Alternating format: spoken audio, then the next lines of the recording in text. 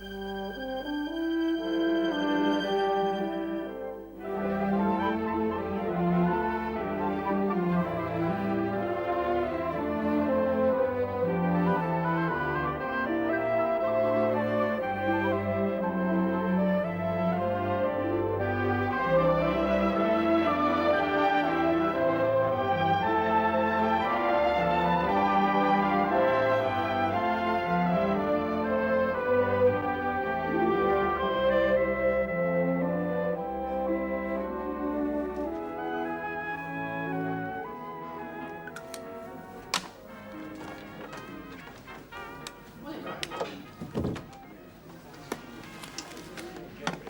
you all right? Why shouldn't I be? I had to ask him in, darling. I couldn't leave him standing on the doorstep. I know you couldn't. It's just rather embarrassing with Peter here and everybody. Well, Peter hasn't the slightest idea who he is, unless Vicky tells him. Even so, as far as anyone's concerned, he's just a young Welsh professor who called on us at Larkfield last summer. I do so wish he hadn't turned up. I mean, today of all days. He wasn't to know the place would be crawling with your relations. What's the matter? Are you ashamed of us all? Don't be silly. I'm sorry, Phil. Being horribly rude and bad-tempered. I just finding everything a bit too much, I suppose. I'll go and talk to him. Oh, please do, darling. Try and make him feel reasonably welcome. Oh, well, hello. Pardon me, is this the ladies' powder room? Sure thing, sister. I needed a breather, do you mind? Help yourself, honey. Oh, my goodness. That Welshman is enchanting. I gather he's a doctor, professor or something? He is a professor of Welsh history and archaeology at Aberystwyth University. He's also one of the reasons, in my opinion, for my niece's sudden decision not to marry your stepson. Oh, really? Oh, that I didn't know. Well, I always had a feeling there was someone else in the offing. Well, I quite understand. He's just the sort of young man I would imagine Liz would be attracted to. Clever, witty, unusual, with rather a lot of sex appeal. He's quite something, isn't he? I agree. Liz is mortified that he's turned up here today. I can't think why. She's no longer engaged to Peter. If I were in her shoes, I'd be thrilled. She's a funny girl. Oh, Phyllis, why is it that every time you and I talk here in your flat that one or other of us is in trouble? You're not telling me there's trouble for one of us now, on my wedding day? Yes, for me, and I need your help. You know you can always count on that. What's the matter, Rosie? You know I told you that Geoffrey was flying abroad tomorrow? Yes, in a Pool Aviation Rapide. Yes, exactly. I hate to have to ask you this. It's deceitful, underhand, mean. Asking what? I must be truthful. And I must ask you to promise not to say a word to anyone. But my dear repentant Geoffrey, do you remember? Repentant? Yes. Yes, well, my Geoffrey has overcome his desperate fear of flying and takes off tomorrow, not from, as you'd imagine, our Birmingham base, but from Croydon. The pilot has been ordered to fly down from Birmingham and pick him up there. I don't know why he's going or with whom. Perhaps he's going alone. But I do know, or I think I know, that his destination is apparently Nice. It may be business, it may not. But this time I've got to know. No more turning a blind eye or clinging on to a marriage which, let's face it, is not deliriously happy for the sake of my father or Arthur or simply for the look of the thing. This time, I have to be absolutely sure of Geoffrey. Phil, I want to know where and with whom Geoffrey is flying in that aeroplane tomorrow. God, that's sordid, suspicious, isn't it? Go on, say it. Not at all. Don't say another thing, darling. One word from me and Jack will discover the truth. In the strictest confidence, of course. If only you could, but he really must be very careful. Will. Leave it to us. It's a pity. Geoffrey's been very good to us in his way. Yes, he's been very good to me, too, in his way. But I must go and mingle. Will you be all right?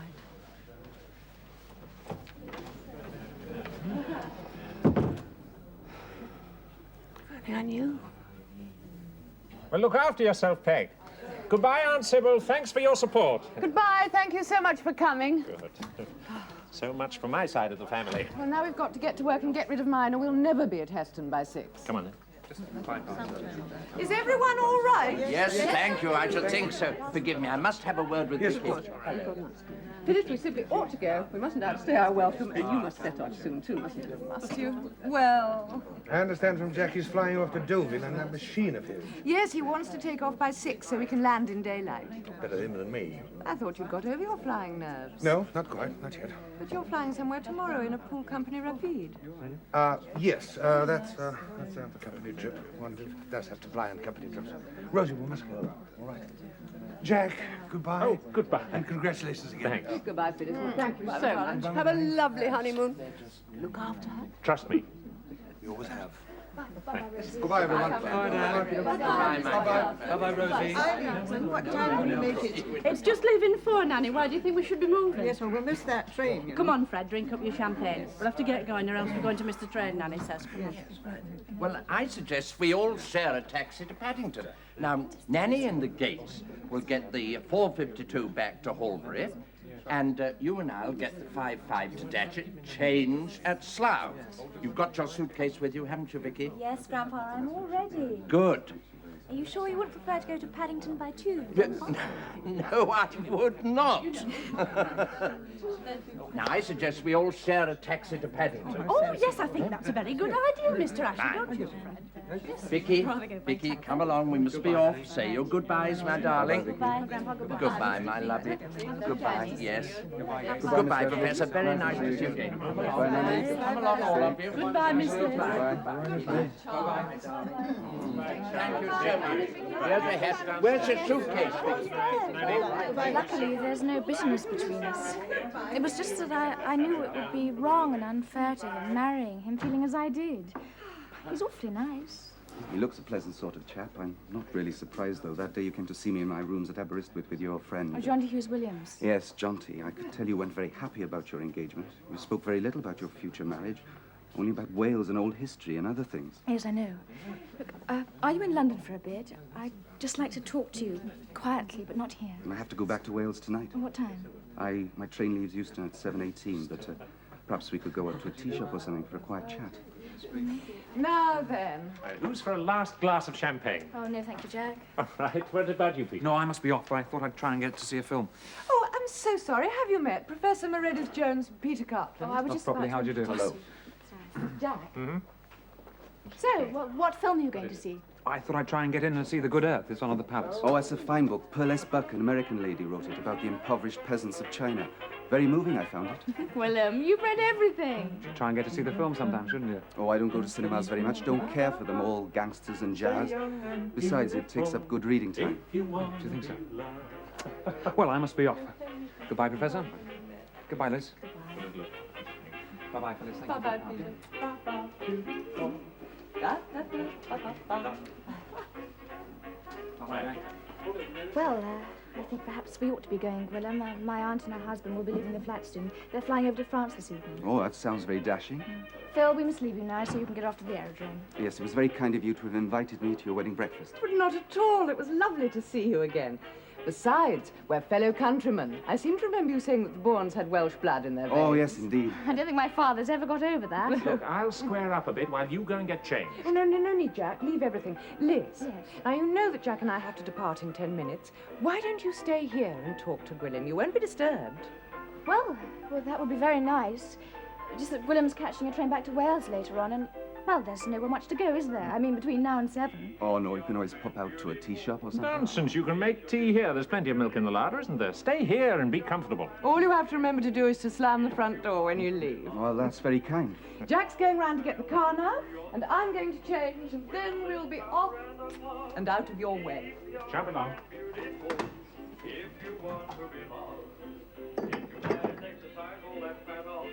Take it off of here, off of there. When you see it anywhere with your hat on, have a Marcel wave in your hair. Take care of all those charms, and you'll always be in someone's arms. Keep young and beautiful if you want to be loved.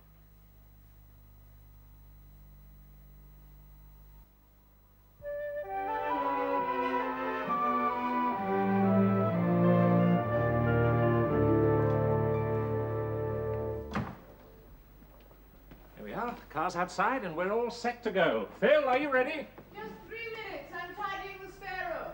Well, if you'll excuse me, I'll just go and help her.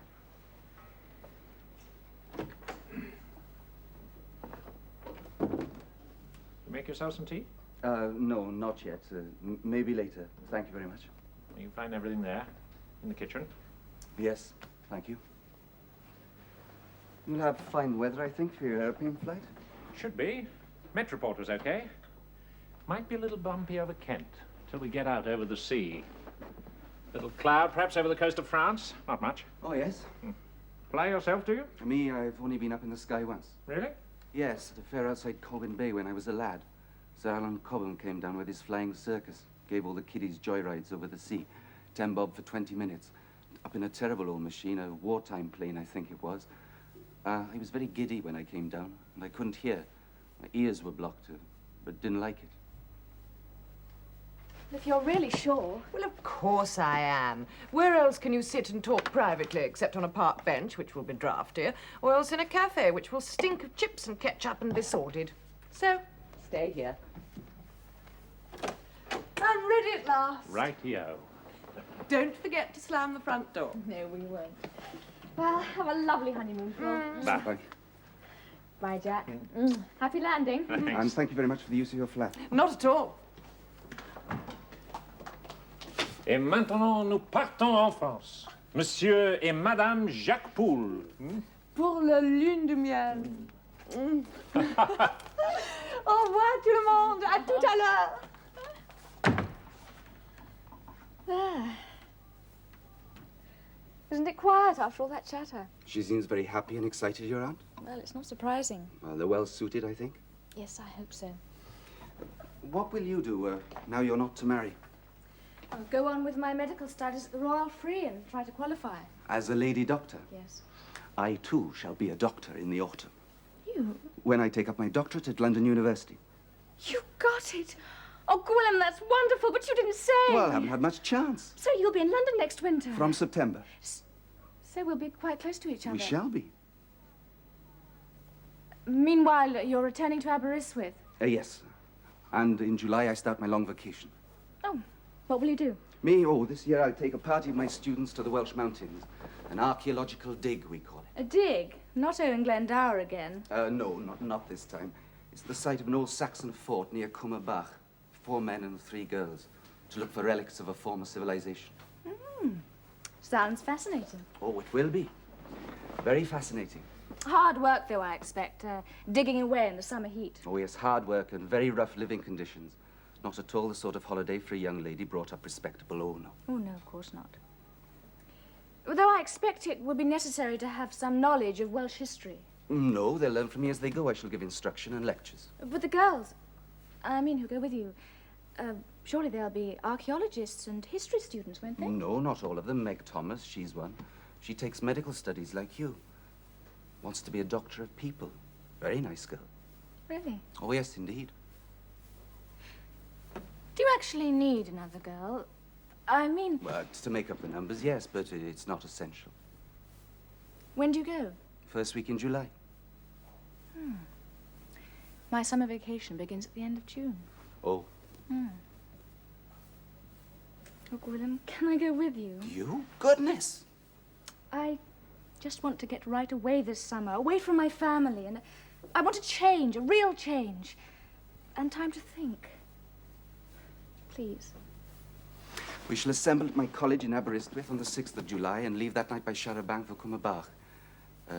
There won't be too much to pay. Gwilym, can you keep a place for me just for a week? You see, I shall have to ask permission. Oh, could be somebody wanting Phyllis. Excuse me. Hello, Langham 2315. No, I'm... Daddy, yes, it is. Yes, it all went off very well. Lots of lovely champagne. Oh, yes, we all missed you. No, I'm afraid not. They've just gone off in Jack's car to go to Heston Airport. Well, I said I would, just sort of staying on. Well, I said I would. I've got nothing else to do until I go back to the hospital.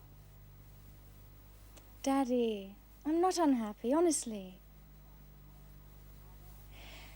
Well, I'd be thrilled to dine at the house, but not this evening. I'd love to another time. No, not a bit depressed or sad, I promise. All right, we'll look forward to seeing you next weekend. Bye.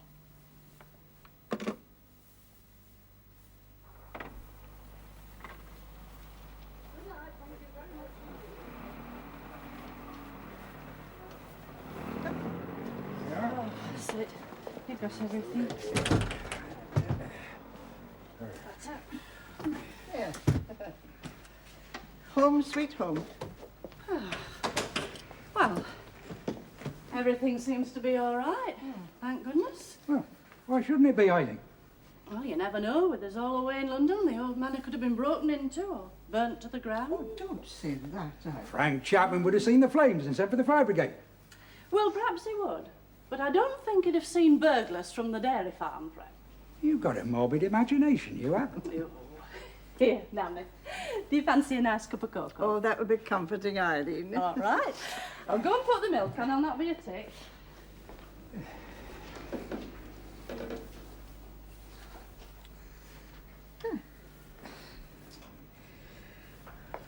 So the old place is empty again, eh?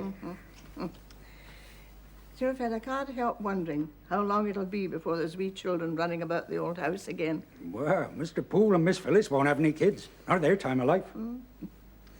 Sit down and rest your feet, Fred. Well, you can. There's nobody here.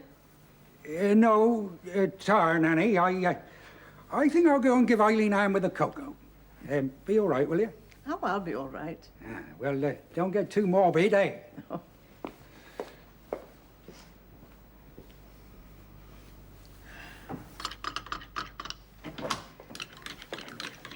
Oh, well, I was just coming in to give you a hand. Oh, it's quite all right, Fred. Nothing left to do, thank you. Isn't Nanny coming through? Oh, it doesn't look like it. She sat herself down on a chair in there. I reckon she's waiting to be served with her cocoa like Queen Victoria. Oh, now, Fred. You know as well as I do that Nanny holds a very special position in this house. And she's an old lady, too. I mean, she brought up the commander and Miss Phyllis.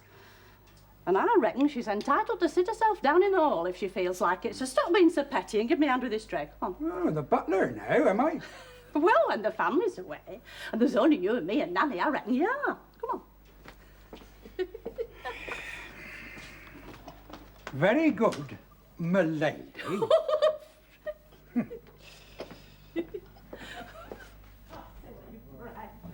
Yeah, I feel like a blooming flunky, don't I?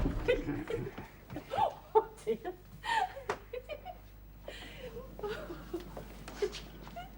Cocoa is served, Your Majesty. It's just Fred's little joke, Nanny, take no notice of it. You be careful you don't spill it on them covers, Fred Gates. I will take every precaution so not to do, m'lady. Oh, do give over, Fred. Has the trooping of the colours been too much for him, perhaps, Eileen? Seeing all the royal family at the same time. I reckon you're right, Nanny. I reckon that's what's done it. Sit down, Eileen. No, not in here. It's not right. Well, I'm going to.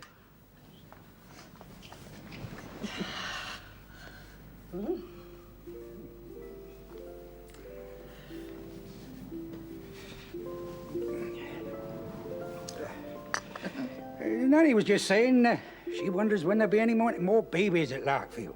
Well, I can't see Miss Phyllis having any, not any at her age. I don't see why not. She's only 38. Oh, they may. I'm not saying they won't. And then Miss Liz, I mean, she'll get married one day. Oh, she's too good looking not to get a husband. When she wants, I mean. And then there's Miss Vicky. Oh, well, if Miss Vicky has babies, they'll all be little uns, won't they? I mean, her being sweet on that young Von Einig. Oh, I can't see the commander allowing that marriage, can you, Nanny? Well, he may be a German, but he's a very charming boy. And our wee Vicky has carried a torch for him ever since she was first in Munich. Well, all I'm saying is that if she gets married to him and she goes out to live in Germany and there's another war, her being English, well, she'll be interred. That's where she'll be. Interred, Fred? Well, that's what I said. Interred. That means she'll be buried in the ground. That's not a very nice thing to say, Fred. The word is interned, Fred. I know that. Well, you know what I mean. Yes. Be a tragedy, though, wouldn't it? Commander losing another one of his kids in Germany. Yeah, well, I'd better take your case upstairs for you, Nanny. Oh, thank you, Fred, if you would. Just dump them in my schoolroom, if you will, Fred. Right you are, Nanny. Oh, I don't like the sound of that wind. Do I? I've never liked a wind, especially since the branch came down in the old cedar tree. Oh, yes, that was last spring, wasn't it? Look, it's a cold night for June, Nanny. Are you sure you wouldn't rather come over to the lodge and spend the night? No, that'll be fine. Thank you all the same, Eileen. Oh, you know, this old house hasn't been empty since last New Year's Eve, wasn't it? When you went down to London with the girls to Miss Phyllis's. That was when Fred was laid up with his chest. You know, I came over 2 or 3 times during those 2 evenings. Just to see if the doors were locked, you know, and everything was all right. And I remember thinking to myself then, I thought, oh, I wouldn't like to spend the night alone in this house. I used not to feel like that, Nanny, but just lately, I don't know, it seems a bit weird. Just sometimes. Well, it's been a house of sorrow over the past year or so. Maybe that's why. Sorrow hangs about a house like smoke. I put your case up in your room for you, Nanny, and I've turned a few lights on for you. Oh, that's very kind of you, Fred. Do you know, it's funny you should say what you said, Eileen, about the feeling of the house when it's empty. You know, dear, even when the family are all here and just gone out for dinner somewhere, and I'm sitting on my own up in my schoolroom, especially if there's a wind, I've seen me fancying I could hear voices calling about the house, as if the old manor was full of people moving about, up and down the stairs, along the passages, and up in the attic. Then I couldn't hear the voices anymore. Only the wind in the chimney and outside the windows. It's funny. Yeah, well, I think we better be getting back to the lodge, Eileen. It's getting late. Yep. All right, Fred. Got your torch? Yes, I have. It's in the kitchen. Now, are you sure you're going to be all right, Nanny? I'll be all right. Why shouldn't I be? I live here. There aren't any ghosts in the old house. Can only be friendly ones. That's right, they will. Good night, love. Good night, dear. Night, Nanny. Good night, Fred.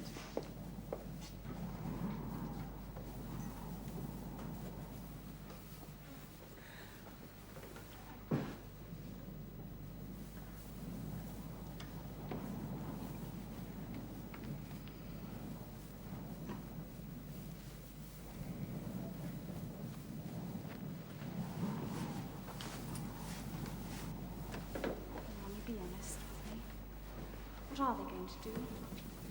Cut my head open or something? They are. Not necessarily, darling. They may just want to x-ray it. Well, we don't know. So how can they know till they've examined you? That's right, Tilly. You just have to wait and see and be a brave wee lot.